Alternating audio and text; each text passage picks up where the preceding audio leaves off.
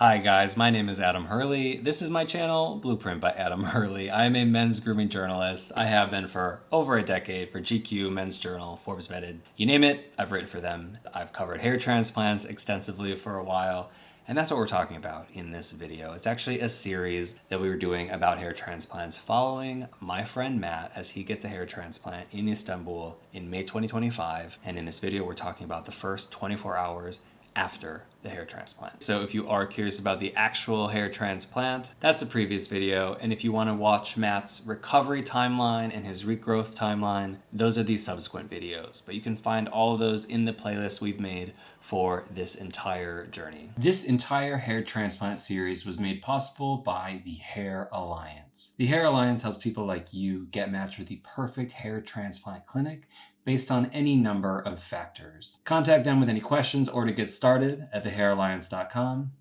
or use this QR code. Now, a warning, this video, like the last one, does have some graphic imagery, a little blood that they're cleaning up on Matt's head as he recovers. If that kind of stuff makes you queasy or uneasy, maybe skip ahead. But let's get into the first 24 hours after a hair transplant. And hey, while I got you, give this video a thumbs up, subscribe to our channel for all types of men's grooming content, and let's go. So as a quick reminder from the end of the last video, right after a hair transplant, you need to stay elevated, keep that head up.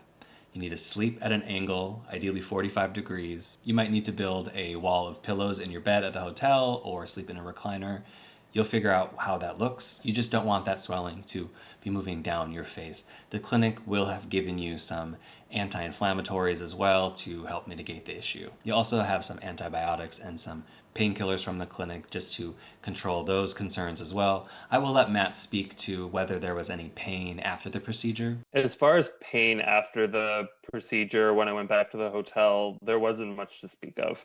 They gave me a handful of pain medication that I could use should there be any lingering pain. And I did take one at night, the first couple nights, just if there was any sort of discomfort.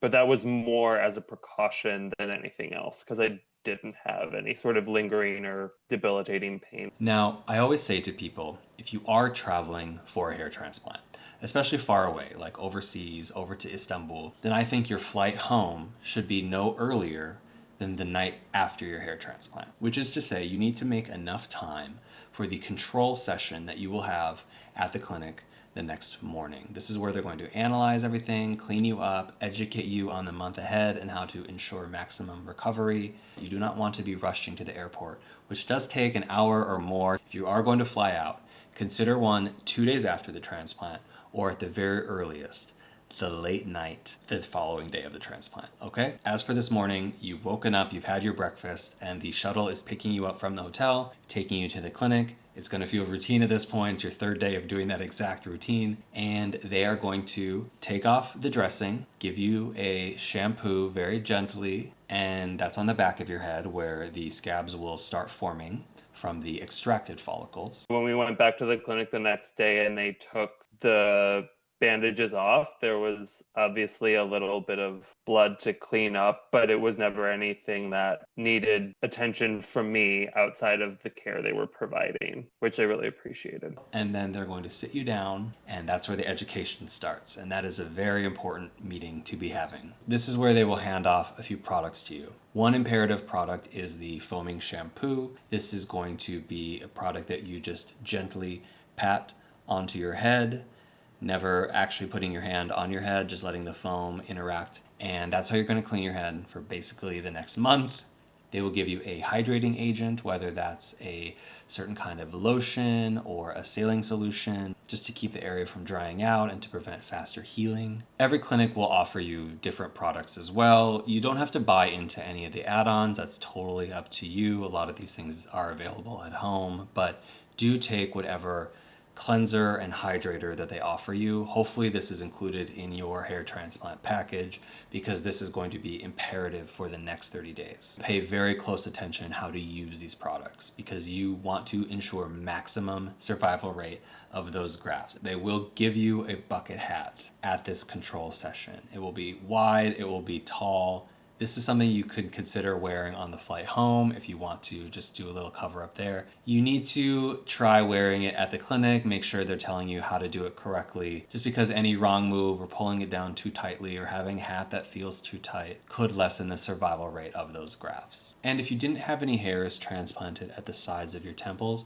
they will likely give you an anti-swelling band to contain the swelling to the top of your head for those first few days. In Matt's case, since he had some hairs extracted from the neck and the chin, they also gave him a recovery gel just to expedite the healing there. Let's talk about the general do's and don'ts of your recovery. Now, this pertains to the next 2 weeks or 30 days. Some clinics say 15 days, others say 30. I always like to tell guys 30 days. Look, you've put thousands of dollars into this. You've traveled far and wide. This is an important decision that you have made.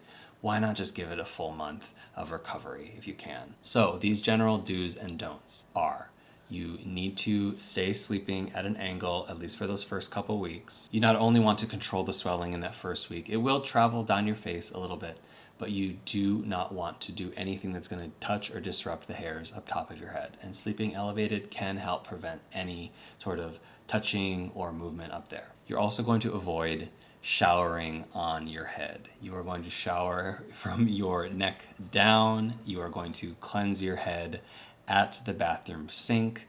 This just is what it is. You want to avoid the hot water and the water pressure on the area. You also need to avoid direct sunlight on the area for the first 30 days. You're going to avoid intense physical activity. You're going to avoid getting your heart rate up. You're going to avoid any intense sweating, no sexual activity. You need to be very, very mellow, low key. You need to eat well, avoid alcohol, avoid smoking, those sorts of things. If you use any topical treatments for hair loss, you should probably take a break from those for this month as well. And again, I know a month could feel like a long time here, but if you are going to build the habit for the first 15 days, then I don't know why you can't go all the way to 30. If you have a good, successful month following all the rules that are outlined, then you can guarantee 90% or more of those hairs are going to stay put, and that's fantastic. So at this follow-up session, the doctor will also do one final look over just to make sure everything looks healthy, that the results are off to a good start. They're going to give you a certificate. They're going to sign off on the whole protocol just so you have proof of what was done. It sort of feels like you're graduating when they give you that certificate. You're like, great, I have a plaque to commemorate this experience. But it is nice to know how many hairs were moved. They confirm that on that piece of paper. They sign off on it, just so you have that in your health records. And for when you do choose to fly out, you've got the anti-swelling band, you've got the bucket hat. You might be thinking, is it weird traveling with freshly transplanted hair? To which I ask, have you seen the memes? It is so common, especially in Istanbul. There are Turkish hairlines memes everywhere. You even see people at the tourist sites in post-hair transplant glory with their swelling bands, with their scabs on display. Some of them are out in the sun. Don't be that guy. Maybe front load your tourism before the hair transplant. And honestly, just get home and start recovering. I think it was natural for me to feel a little uncomfortable traveling back home after the procedure, but I felt like when I got to the airport and even in the hotel, those concerns were not needed because there were many people that had gone through similar procedures and were in the same boat. And the travel process overall was very smooth. The clinic gave me a saline solution to keep the scabs in the transplanted area moist and help with recovery. I was able to do that in the airplane, went to the bathroom and sprayed my head to keep things from getting too dry up there. Speaking of recovery, that's what we're talking about in the next video. We will be discussing the first week after the hair transplant. Thanks guys for watching. You know the drill. Like this video, subscribe to the channel. Again, if you are considering a hair transplant, please contact our partner in this series, the Hair Alliance, at thehairalliance.com or using this QR code.